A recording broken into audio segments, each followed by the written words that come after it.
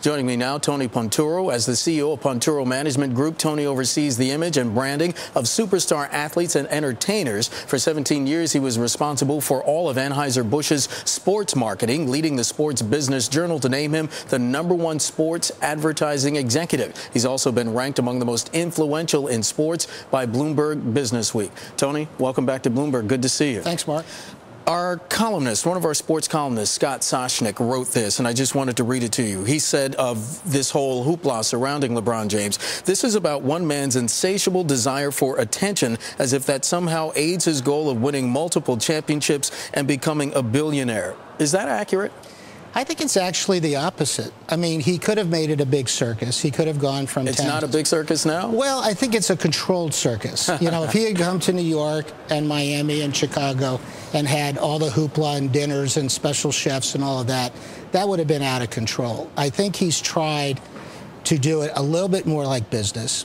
I have some sense, no fact, that maybe Warren Buffett's even advised him a little bit. They are friends. You know, they are friends. Do it as a business meeting. Bring people into a conference room. Let them present. There's no way the press isn't going to do what they're doing, but at least I think he's trying to control it. Tony, talk to me about the economics of his decision. If he leaves Cleveland, that's going to be a devastating blow for that city's economy. Oh, no question. I mean, they're a very proud city. They're proud they had LeBron James. They've had him since, as you said earlier, 2003. But I can't believe that he's going through all of this to then say, I'm staying. So it seems inevitable he is going to go, but we don't know. Okay, on the flip side, the rewards for the city that he might call home. The rewards of the city are huge. I mean, and I think big for him. I mean, I think he looks at his career probably in the next 10 years. He's only going to be in his mid-30s. People tend to forget that, don't they? He's only 25 years old. Exactly. And I think he realizes he's not going to play forever.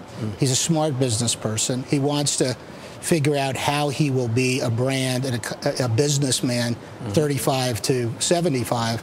And I think this is all going into his thinking. How has this drawn-out process affected his brand, if at all? I don't think it's been affected negatively yet. I think people expect him to go through this process. And I think how he handles himself tonight and how he handles himself for the next year is going to be where his brand will really either elevate or diminish in some way. Tony, as we mentioned, you've been advising athletes and prominent people throughout your career. What would you advise LeBron James to do? Well, in the sense of what city he should go to or how he should handle it. If you had a vote in that, yeah. Well, I think that at the end of the day, you win a championship in New York City it's bigger than unlike anything winning it anywhere else. You know, you have the media capital of the world here. You have the marketing, essentially, capital of the world with all the advertising agencies here. And you have this amazing, large city, international city. It really has all the balls, if you will, in the box that you're going to, use to become this billionaire business person, as well as resources to try to win a championship. Talk to me in about 15 seconds. Sure. ESPN's game tonight for this. Well, they say they're the leader in sports television. Yeah. I think they've just underlined that position by tonight's broadcast. All right, Tony Ponturo. Tony, it's always good to see you. Thanks for coming in.